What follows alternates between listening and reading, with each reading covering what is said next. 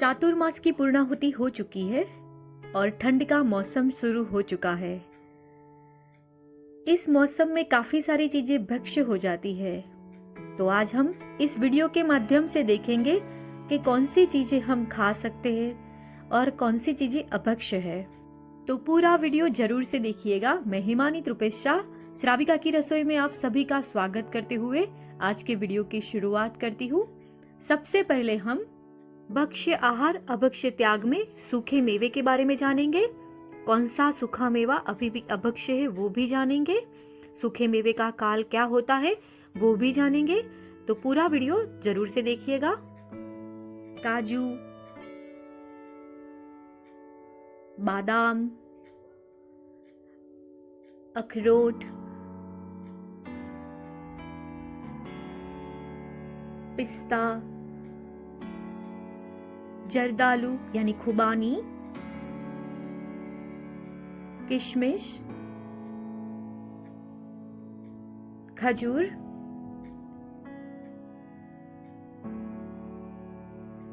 और सूखा हुआ खजूर यानी छुहारा इत्यादि सभी प्रकार के सूखे मेवे कार्तिक सुद पूनम से लेकर फागुन सुद 14 तक भक्ष्य है, यानी हम खा सकते हैं, उसे उपयोग में ले सकते हैं।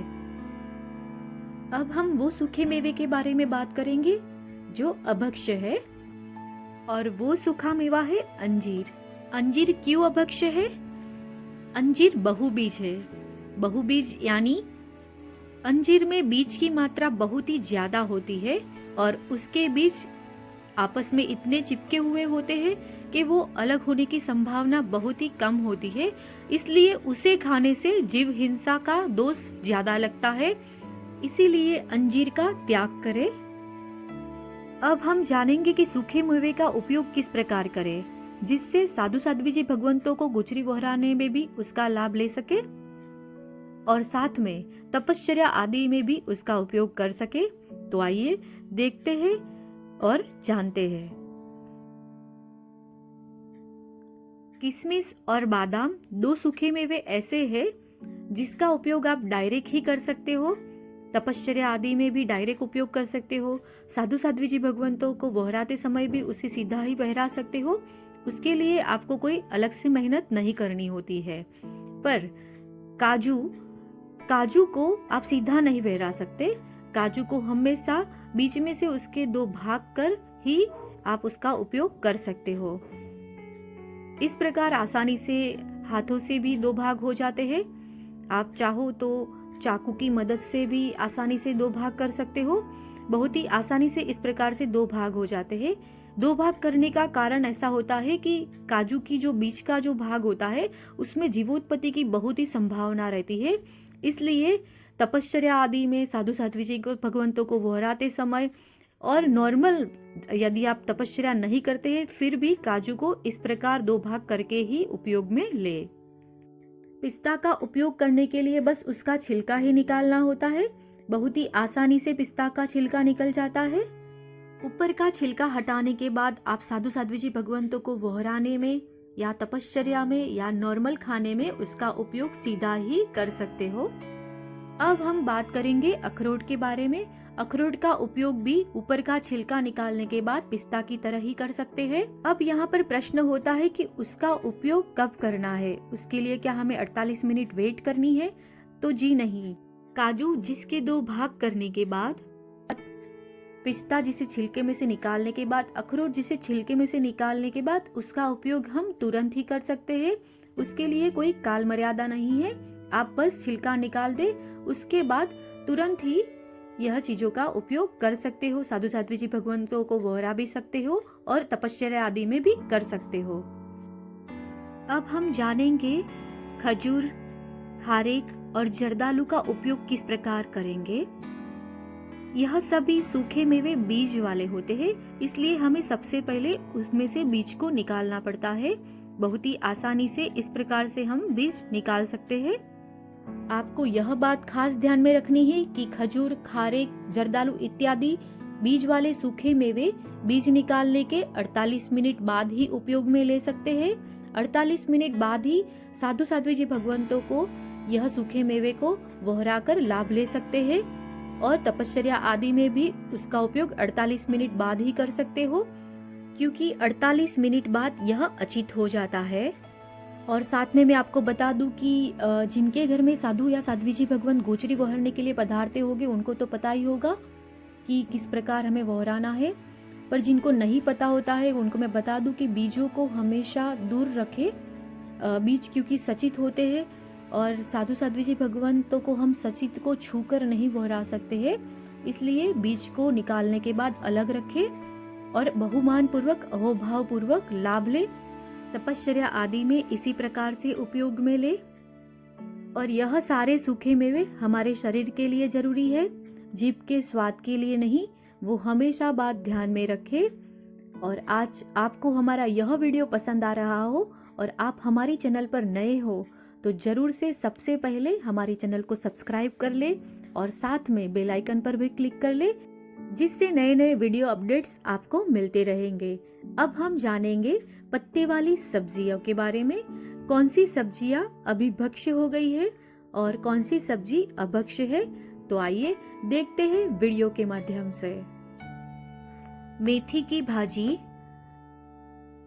तांदलजा की भाजी, सरसों की भाजी, अरबी के पत्ते, हरा धनिया यानी कोथमीर, पुदीना और पत्ता गोभी यानी कोबिज इत्यादि सभी प्रकार की भाजी कार्तक वद एकम से लेकर फागण सुद 13 तक भक्ष्य है, इसका उपयोग हम कर सकते हैं। साथ में यह बात मैं आपको जरूर से बताना चाहूंगी कि पत्ता गोभी में पत्तों के बीच में जीवोत्पत्ति की संभावनाएं रहती है, इसी वजह से पत्ता गोभी को कभी भी सीधा ना सुधारे, डायरेक्ट नहीं सुधारना है। हमेशा इस प्रकार पत्तों को जैना पूर्वक निकाल कर उसे अच्छे से चेक करके और उसके बाद ही उससे सुधारे। अब हम जानेंगे कि कौन सी सब्जी अभक्ष्य है। पालक। पालक अभक्ष्य है, अनंतकाय है। पालक के कण कण में अनंता जीवों का वास होने की वजह से उसका सर्वथा त्याग करें। अब दूसरे प्रकार की अभक्ष्य सब्जी है मूली और मूली की भाजी। मूली जमी कंद है यानी कंदमूल है, अनंतकाय है। मूली के ऊपर के पत्र, उसके डंडी, मोगरा, मोगरा के बीज इत्यादि सभी अभक्ष्य है, सर्वथा त्याग करने के योग्य है। जमीकंद के बारे में पूरे विस्तार से जैनालेख द्वारा बताया जाएगा, इसलिए श्राविका की रसोई में जैनालेख अवश्य पढ़ते रहे। अदरक यानी कच्ची सूंठ जमीकंद है, अनंतकाय है, अभक्ष्य है। कच्ची हल्दी भी कंदमूल है, जमीकंद है, अनंतकाय है, इसी वजह से अभक्ष्य है, इसका उपयोग नहीं कर सकते। मैंने जैनालेख 13 में मूली, अदरक और कच्ची हल्दी के बारे में मैंने थोड़ा सा विस्तार से बताया है, तो जरूर से पढ़िएगा जैनालेख 13। जैनालेख 13 का फोटो मैं इस वीडियो के अंत में रख दूंगी, जिससे आप आसानी से इसे पढ़ पाओ। अब हम जानेंगे एक और अभक्ष्य सब्जी के बारे में। फूल गोभी यानी छोटे छोटे असंख्यात जीवों के समूह से फूल गोभी बनता है।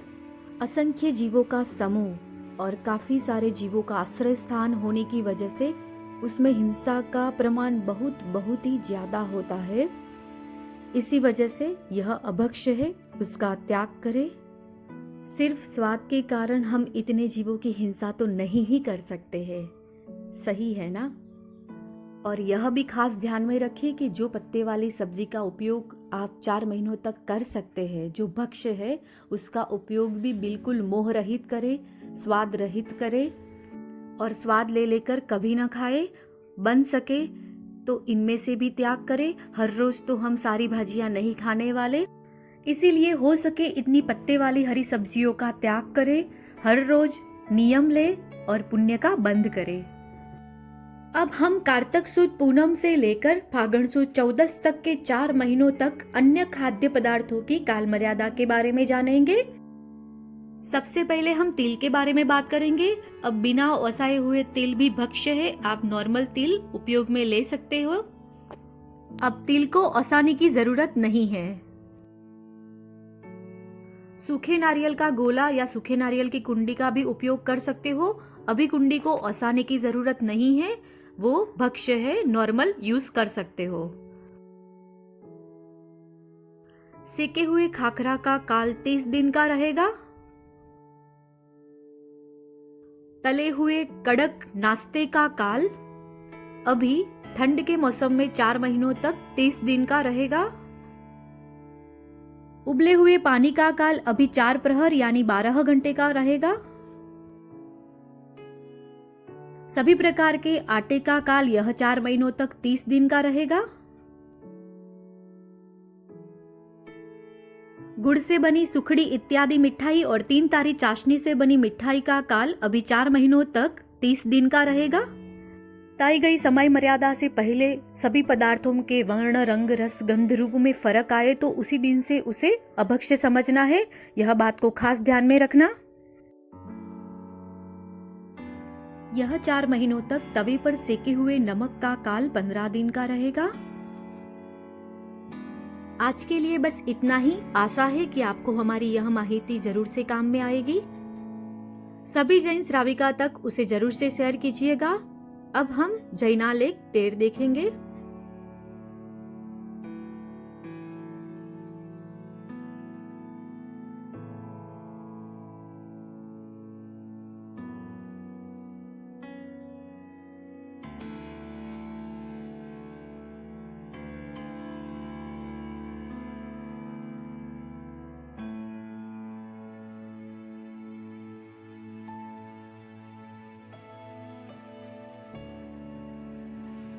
आपको हमारा आज का यह वीडियो पसंद आया हो तो जरूर से लाइक करें, शेयर करें, कमेंट्स करें और श्राविका की रसोई चैनल को सब्सक्राइब करना ना भूलें। साथ में श्राविका की रसोई फेसबुक पेज को भी लाइक करें और घर पे रहे, स्वस्थ रहे, सुरक्षित रहे और श्राविका की रसोई चैनल को देखते रहे।